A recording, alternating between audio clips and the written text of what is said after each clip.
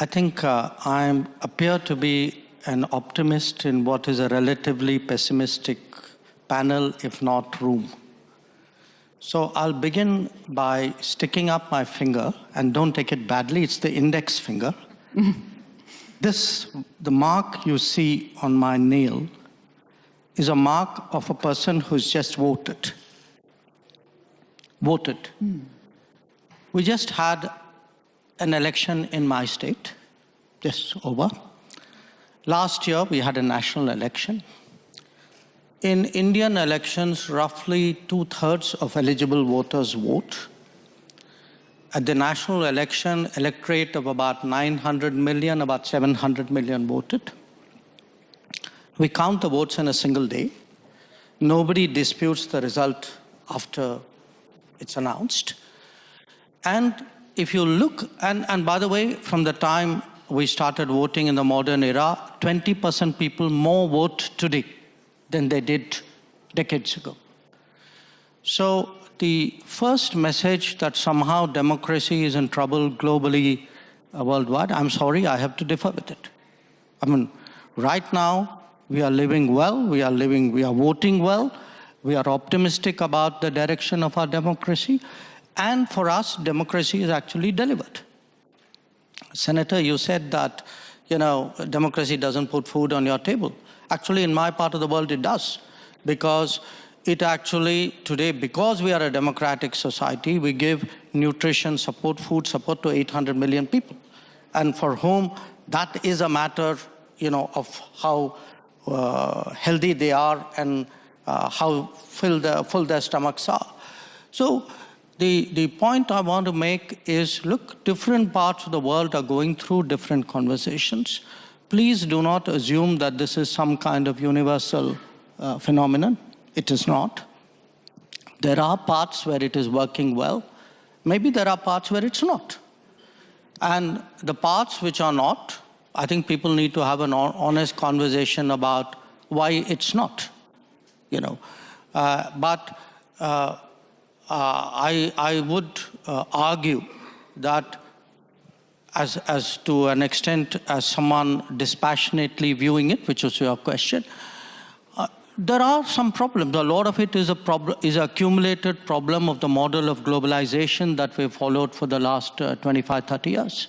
I think a lot of chickens have come home to roost. Yes, there are issues, but from our perspective today, for us, democracy is delivered. We have a visibly less elitist society. We have one where the public has faith in the political process. We used to assume in the West that our system is the one that everybody wants to adopt over time. So I guess the question to you, India, of course, being the largest democracy in the world, is your sense among your counterparts in, again, for lack of a better term, the global South, that democracy is still a system people aspire to, countries aspire to, or are there now powerful alternatives, such as the Chinese model, which may be more attractive to people? I do think the rest of the global South will view, the successes and the shortcomings and the responses of other countries. They will also ask themselves which ones of them they relate to.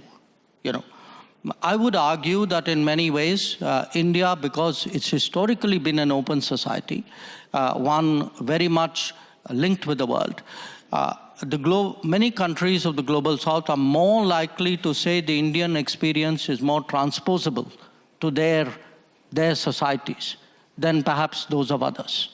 So I do think in our progress as a democracy, the fact that, for all the challenges that we've had, even at a low income, we have stayed true to the democratic model, which is almost, if you look at our part of the world, we're pretty much the only country that has done that.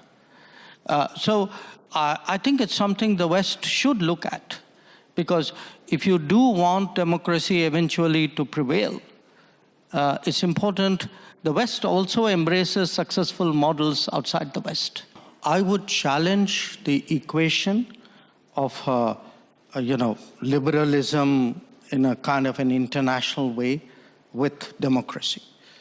I do think different societies have their own cultures, their own values, their own ways of doing things.